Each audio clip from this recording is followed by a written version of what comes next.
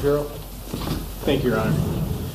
Your Honor, if it please the court, we're before the court this afternoon in the matter of the State of Ohio versus Melvin Wells, case number 26CR294. The defendant is present in the courtroom, his attorney, Mr. Chad Mulkey. We're before the court this afternoon for purposes of a sentencing, the defendant having pleaded guilty to count one, it's an F3, having weapons while under disability. Parties are ready to go forward, Your Honor. Mr. Mulkey. Thank you, Your Honor. May it please the court, counsel, and others here. My client is 42 years old. He is gainfully employed at a company called Fairfield Partners. He canvasses his community, signs up voters, gets them to register to vote. He has a valid driver's license. He has 4 children and a significant other with whom he resides at 26201 Shoreview Avenue in Euclid, Ohio. He indicated that back in 2023, he was the victim of a attempted carjacking. He was shot in his left leg. Ever since then, Your Honor, he had felt a need to be protective of himself, of his family, of his children, and had this firearm. It was a poor decision, which he recognizes. Moving forward, Your Honor, he'll find different and alternative methods to deal with his and his family's protection without a firearm. He had negative screens at his pre-sentence interview and at his referral. He's done thinking for a change. He's done several courses while he was in prison for federal incarceration as well, Your Honor. He's had minimal amount of law enforcement contact since his release from prison. He does want to take full responsibility for having that weapon, and he wants to move forward in a positive way and remain a law-abiding citizen. He certainly doesn't want to end up back in prison or local incarceration. And he does have a record, unfortunately, but again, he's paid the consequences for that and wants to move forward and get this matter behind him. Your Honor, thank you. All right, Mr. Wells, what do you want to tell me? Your Honor, I just want to move forward with this. I take full responsibility for my actions, and I'm not making these careless mistakes again.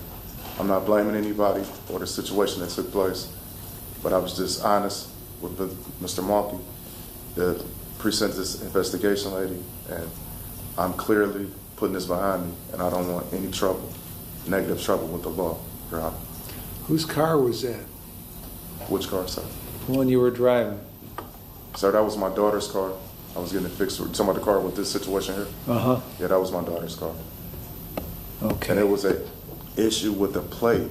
I was getting her car fixed. The guy that fixed the car had to come to my house, and unbeknownst to me, he put what do you call those? I guess it was a personalized plate to him because he owns cars. So he Who had was a that? dealership Who was that tag. guy? His name is Rob Farinacci. Okay. And he fixes. He does sway like headliners, interior stuff. And my daughter had a situation with her seat, and I was getting that fixed. And I apologize for that, but I didn't even realize that tag was on the car until the day of the situation when I got pulled over. I apologize for that. What's with all the cash? At the time, sir, I had a rental car service that I was running. That's how the shooting ended up happening. I was going to pass flyers out, and these guys approached me trying to take the vehicle. And I was in full compliance with these guys, giving them the car down on the ground. And next thing you know, I'm being shot repeatedly. Well, that was in 23, right? Yeah. So I had started the business in like 21. And I had it going all up until now. I had it going through this app called Toro, Your Honor. What's that? Toro. You rent to like Anybody? DoorDash, people that do grocery pickup, anything. Or if you need a rental car, you need assistance from the airport to and from, I will provide those services. You would provide it how? By providing somebody with a car? Yes, with the car, sir. Well, how many cars? Just one? Well, no, at the time, I think I have 4 cars in all.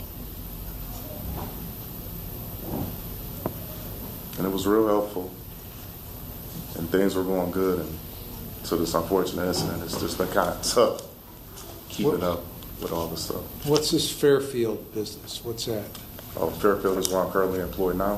Yeah. And I go out in the community and I get, say if you're a registered voter, I get you to, if you're a voter, I get you to update your voting form. I help in the community with people that's non-voters, people that get them on task. And it's a form that they have to fill out, and I help with my instructor. And when I'm out there, I'm a lead canvasser. It's a group of us. I have a phone, so where if anything goes on, I can record or provide the right help. Or because sometimes people get kind of antsy and they don't want to fill out the forms. So I just tell the younger canvassers, look, hey, all you do is ask them, can you fill the form out? If not, have a nice day, thank you, and we move on to the next individual. And that's been working, Honor, and I've been real helpful in that area too.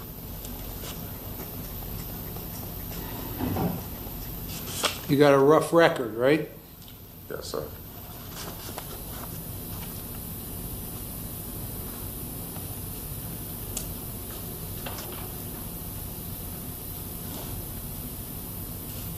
How long you lived at that Shoreview address? Over 10 years now. Yeah.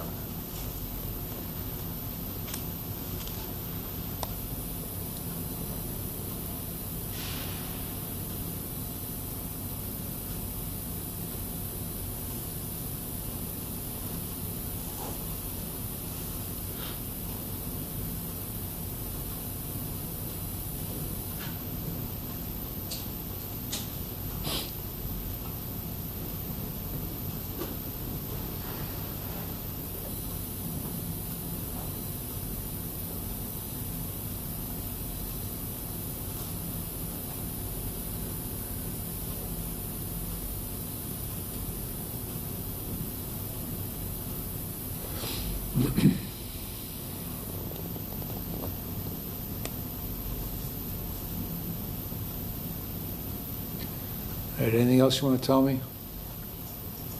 No, that's it, Your Honor. Thank you for hearing what I had to say, Your Honor. I'm here. Bureau? Oh, Your Honor, this is the first time I'm hearing some of this information that the defendant provided to the court, because as far as I knew, from what happened on scene and looking at the police report, the officer reported that when they asked the defendant who owned the car, he said his wife, not his daughter. And they asked the defendant why there's a dealer plate on it, and he said that his wife was test driving the car to determine whether she wanted to purchase it. And then he said he was coming from his house in Euclid and was en route to Pine Ridge Apartments to see his girlfriend. There wasn't any discussion about that it belonged to his daughter and rentals, and this is 5 minutes after midnight.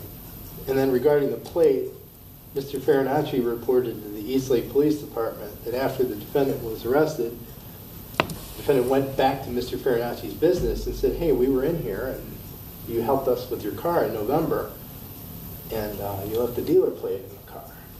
And Mr. Farinacci asked him, well, why didn't you return it to me? And the defendant said, I haven't gotten around to it.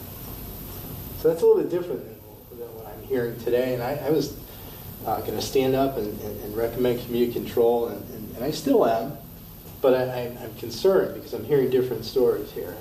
But the defendant, I mean, he's been around. He understands. He's on probation for a long time, did 10 years in federal prison. He knows what having 3 years hanging over your head is all about. He's got a job. He's trying, so fine. But I'm a little concerned about that I'm hearing different stories here. And I'll recommend community control. As for terms, I don't know that the defendant needs anything other than to have a job. But he knows if he does the slightest thing wrong, he's got 3 years hanging over his head of prison. Would ask for forfeiture of the firearm, the laser sight, the ammunition, and also that dealer plate. Thank you. What do you have to say to what Mr. DePiro said? I agree with what Mr. DePiro says. I'm not going to be difficult with it. Well, with regard to the aspect of the different version of what happened, about the plate, about all the aspects that he talked about. Okay, I understand. Well, Your Honor, I'm being here and I'm being truthful now. Just to my knowledge, this is what I'm doing now. I'm not here to do anything other than be honest and tell the complete truth, and that's what I'm doing now. moving forward, that's what I'm going to continue to do.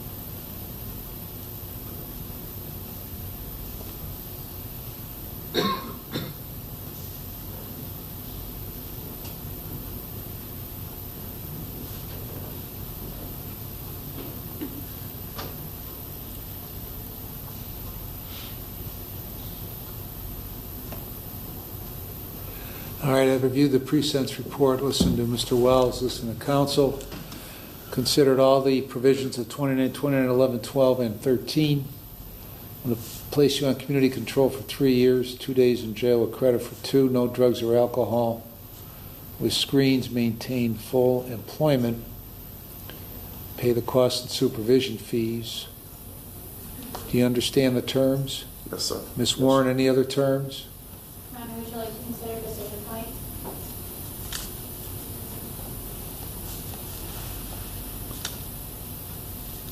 No.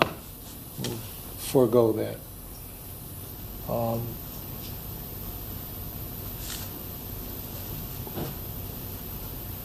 You understand all the terms? Yes, I do, Your Honor. Okay, if you violate, the state will file a motion to terminate. If I terminate it, after finding you violated, you're going to do 36 months in prison. Understand that? Yes, Your Honor. Now, you've been around before. You did 10 years in federal prison, 3 concurrent with Cuyahoga. Okay, that goes back to 16 when you were released. So I have some concerns about the facts here. Okay? And maybe they are as you say, maybe they're not. But I guess we'll find out soon enough.